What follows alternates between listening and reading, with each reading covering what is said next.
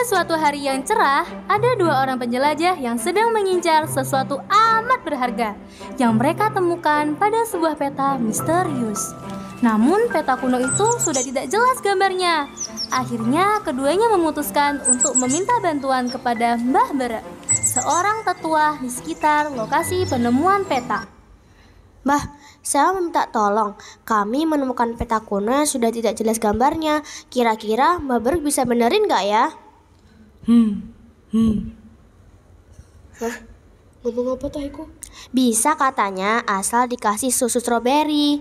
Walah, oke. Kita bakal kasih kok, Mbah.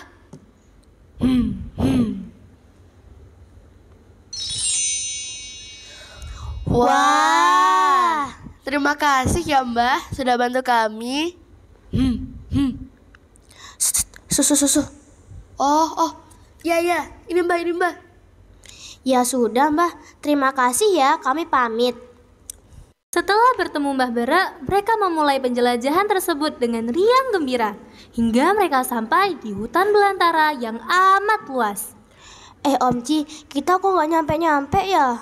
Nggak tahu nih, perasaan kita udah jalan jauh deh. Istirahat dulu yuk, cari persediaan. Tuh, ada sayuran di sana. Wah, seger banget ya sayurnya. Om Ci, kira-kira tumbuhan butuh minum kayak kita nggak ya? Butuh lah.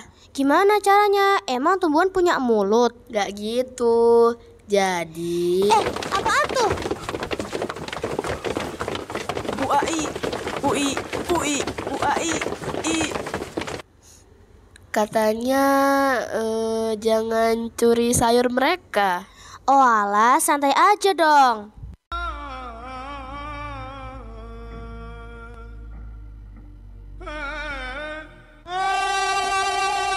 Uai, gimana sih sayur bisa nyerap air? Ui. Oh, jadi gini Minji. Akar mengambil air dari tanah melalui proses osmosis dan air tersebut ditarik ke atas melalui tumbuhan di dalam pembuluh silem yang berbentuk seperti pipa. Bisa dilihat di sawi ini, pigmen warna dari air diserap oleh sawi putih menuju ke seluruh bagian tumbuhan. Oh gitu. Terus kok sayur bisa berwarna ya? Dan terkadang warnanya berbeda-beda, tidak selalu hijau. Oh, itu karena pada sayuran terdapat senyawa yang dapat memberikan berbagai macam warna, seperti klorofil untuk warna hijau, karoten untuk warna kuning, dan antosianin untuk merah, ungu, atau biru. Dapat dibuktikan dengan percobaan kromatografi seperti ini. Jadi kita dapat membuktikan percobaan kromatografi dengan menggunakan filtrat dari daun. Di sini saya telah menyiapkan filtrat dari daun kangkung dan juga pucuk merah. Nah, di sini kita akan menyiapkan kertas filter untuk melihat pigmen warna yang terdapat pada cairan tersebut.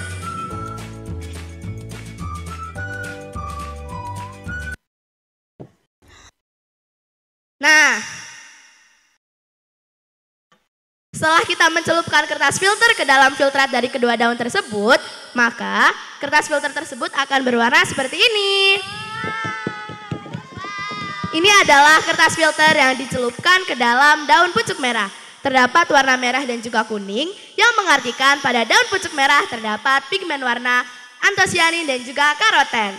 Sedangkan pada kertas filter yang dicelupkan ke dalam filtrat daun kangkung terdapat warna hijau dan juga kuning yang mengartikan pada daun kangkung terdapat senyawa klorofil dan juga karoten. Jadi begitu Minji. Oh gitu, ya udah. Lanjut lagi yuk Om Ji. Yuk, makasih ya Uai. Dadah. Kemudian Minji dan Om Ji melanjutkan perjalanannya sesuai dengan peta. Hingga akhirnya mereka tiba di tepi pantai.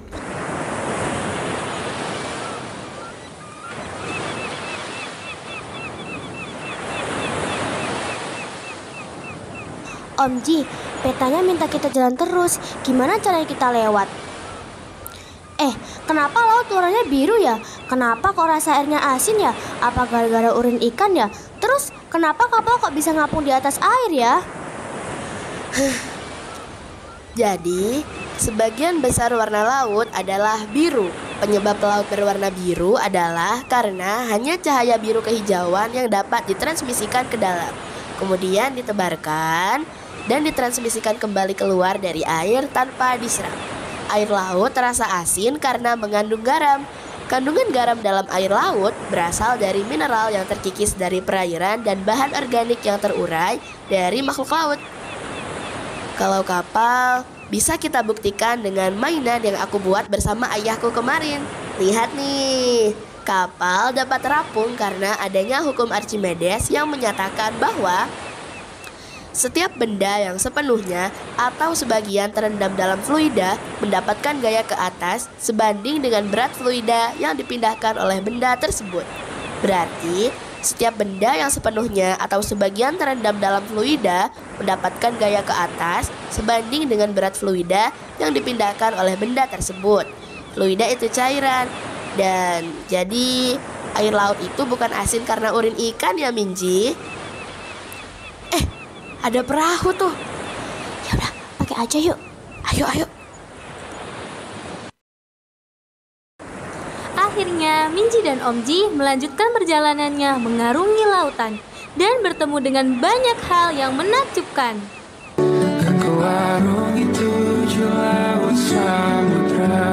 Om Ji, katanya ikan lumba-lumba itu mamalia. Mamalia kali. Meskipun mereka hidup di laut sepanjang waktu, lumba-lumba adalah mamalia, bukan ikan. Mereka juga sangat cerdas loh. Jadi jangan dipanggil ikan ya Minji. Wow, keren. Jangan dipegang. Karena mayoritas ubur-ubur memiliki nematosis yang merupakan kapsul berisi semacam jarum suntik yang penuh dengan racun. Racun ini bisa ditembak dari tubuhnya dengan kecepatan yang sangat tinggi loh. Oh gitu, serem ya.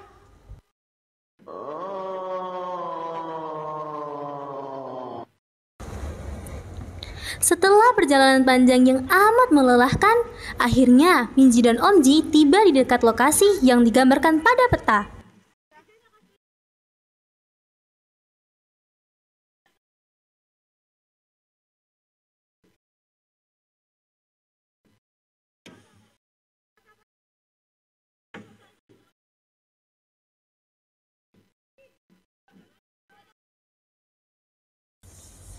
Wah, Minji, akhirnya kita sampai juga ya. Iya nih Om Ji, kok kita bisa sampai ya? Kamu nanya mulu deh. Itu nggak sih yang ada di peta? Iya, bener.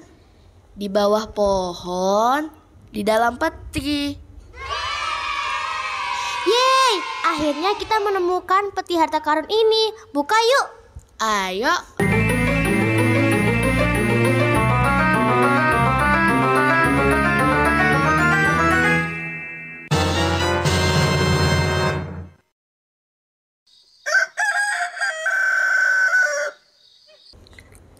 Ya elah, masa isinya kayak gini doang sih? Yang bener aja. Rugi dong. Ya udahlah, kita pergi aja yuk. Ayo.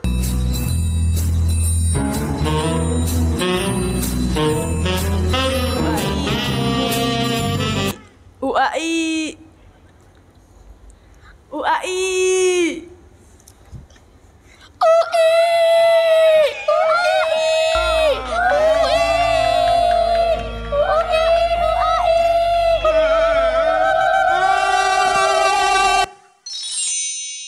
Ternyata suku purba mengikuti mereka karena penasaran pada peta yang dibawa oleh Om Ji dan Minji. Dan begitulah perjalanan mereka berakhir. Meskipun mereka kembali dengan tangan kosong, Om Ji dan Minji telah mendapat banyak pelajaran dari perjalanan mereka. Mereka mengetahui bahwa tumbuhan dapat menyerap air melalui pembuluh silen secara osmosis. Pigmen warna pada daun tidak hanya klorofil, dan juga alasan mengapa kapal bisa mengapung di atas laut. Dan juga mereka mengenal berbagai hewan yang ada di lautan. Sekian dari kami kelas 8A. Mohon maaf bila ada tutur kata yang kurang berkenan maupun perbuatan. Kami pamit undur diri. Wassalamualaikum warahmatullahi wabarakatuh.